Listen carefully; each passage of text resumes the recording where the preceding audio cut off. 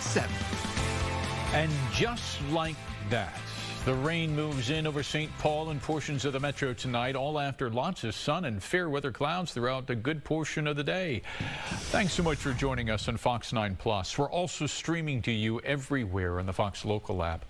We're truly grateful to be with you here tonight. So let's bring in the guy who's going to help you plan for the weekend, because for all practical purposes, it's already here, right? Cody Matz has your weather first.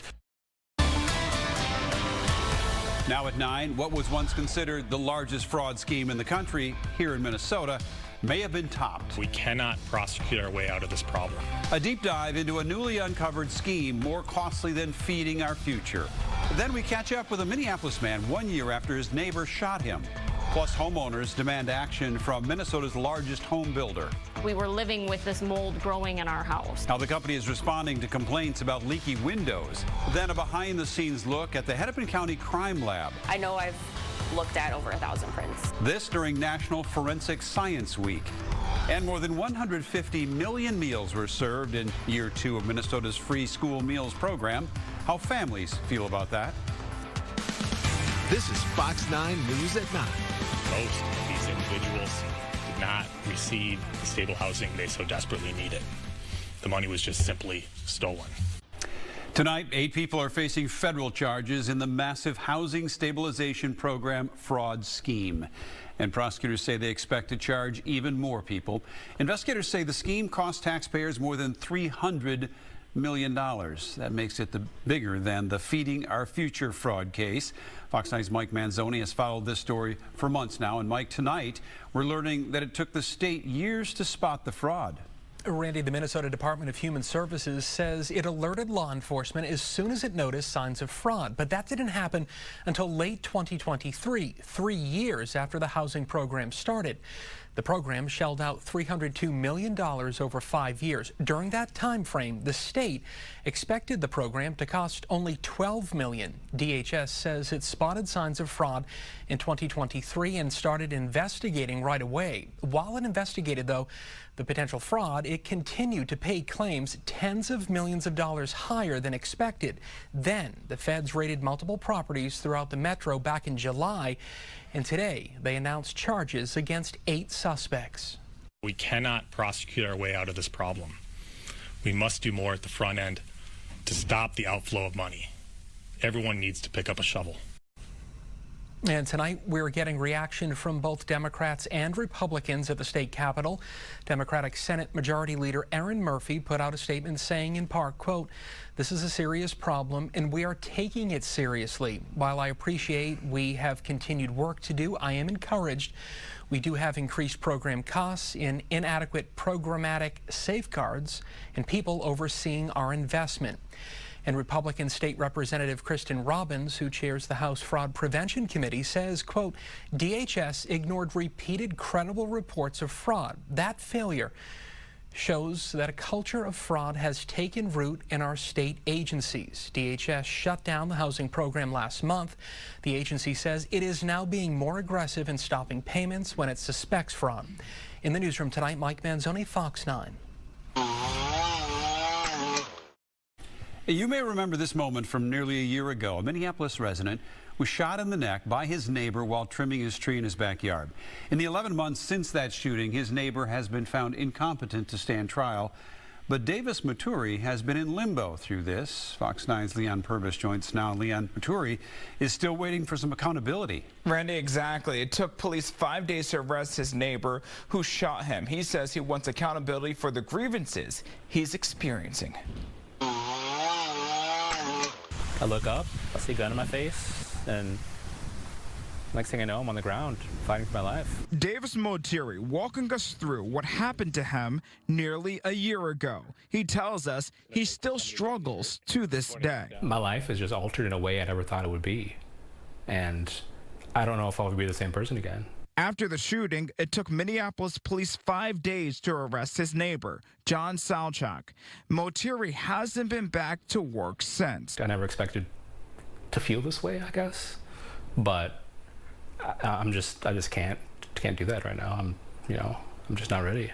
At the time, Minneapolis Police Chief Brian O'Hara said they failed Motiri and the shooting shouldn't have happened. But Motiri says that isn't enough. The chief went on TV and was saying the whole thing was, he was still saying it was political, it was propaganda, which is crazy because I had so much proof of what was happening, and he's making me look like a liar. Back in May, O'Hara joined our Amy Hockard on All Day. He was asked about the shooting and how Salchak's arrest was handled. First off, what happened to Mr. Motiri should not have happened. A lot of police officers and a whole lot of work that Minneapolis police officers did do to try and prevent this. What frustrated me at the time, is the same kind of thing that frustrates me with a release like this. It is propaganda. Now, we reached out to the city on where its audit stands. They tell Fox 9 they contracted with an independent law firm to help, and they anticipate a release in February of next year. Live in studio, Leon Purvis, Fox 9. All right, Leon, thank you. Turning now to the forecast. Showers made their way for a beautiful rainbow for parts of the Twin Cities. Meteorologist Cody Matz captured it on our tower cam in Eden Prairie. Good on you, Cody. Paying attention, huh? Paying attention, and it was a couple of clicks of the button. It was like, wait, rainbow! I got to do all the things to capture it. It hit social media or it didn't happen, right? Something like that. Yes, we did see some showers, some hefty showers in some cases. We'll talk some rainfall totals across the metro coming up here in a little bit. Meanwhile, the rain that's out there is passed by. We're now dry, or I should say not actively raining in the metro as we're drying out. But some showers and storms north of Princeton, Cambridge, Sago City, heading towards Pine City, Sandstone area. And then continuing northward towards Lake Mille Lacs into Pine County in northwestern Wisconsin. We'll just likely do this whole scenario kind of, or more or less, over again as we head through tonight and tomorrow. That was after a high of 83 today, I should say. So plenty warm. It reminded me a lot of yesterday just because both days were warm. They're swampy. We have moisture in the atmosphere, and with this upper level low nearby, we're just going to hang on to the chances for some showers and storms. Now rain cooled, upper 60s, but dew point still in the middle 60s, so it feels like a summer evening, despite the fact that it is just about summer's over as we're getting into the middle part of September. We'll talk Futurecast. There are more rounds of rain in the forecast, not only for tonight, tomorrow, and parts of your weekend as well. We'll talk that 7 as well, coming up here in about a half hour or so. All right. Thanks, Cody. After the pandemic, the state of Minnesota started a universal free meals program for school children. Now that program is 2 years old. Maury Glover joins us now with more on what parents have to say about how the program is going for them. Maury. Well, Randy, the goal of the program is to make sure no student goes hungry and to eliminate stigma in school cafeterias. And the governor says so far it's working. For the last couple of years, the state of Minnesota has offered free breakfast and lunch to school children regardless of their family's income. Now that program has passed a major milestone. I think it's great, especially for families that can't afford meals and stuff for their kids. Governor Tim Walz says the Minnesota Free School Meals Program served 151 million meals in its second year, which is 460,000 more than its first year. In all, the program has served more than 302 million meals since it launched in 2023, saving families an average of $1,000 per student a year. And I think it's great. It increases access for families who have food insecurities. And so how do you feel like that's a wrong thing? During an unscientific poll at the state fair, the Minnesota House of Representatives asked, should access to free meals be limited to families earning $150,000 or less a year? Nearly 54% said no, while 42% said yes. About 4% were undecided. I think yes, but I don't know how you would quantify or how you would, say you don't get one, but you do, and then therefore that. And then I think it could lead to some trouble at the schools. Some parents say the portions are small, so their children have to go back for seconds, which they have to pay for. But overall, they're grateful the state of Minnesota has stepped up to the plate. I hope to see it continue to grow, and there continue to be research on how important it is to have kids have access to those basic needs that they need to just grow into good adults. Now, Minnesota is one of 9 states that have universal free school meals, but several other states are considering adopting similar laws. Randy?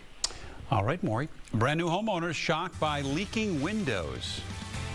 It's a window. It's a very simple job for a window. Keep whatever's inside in, whatever's outside out. They don't do neither. Up next, the state's largest home builder under some fire. Plus, it's reasonable for cracking cases. It's responsible for cracking cases in Minnesota's most populous county. We take you inside the Hennepin County Crime Lab.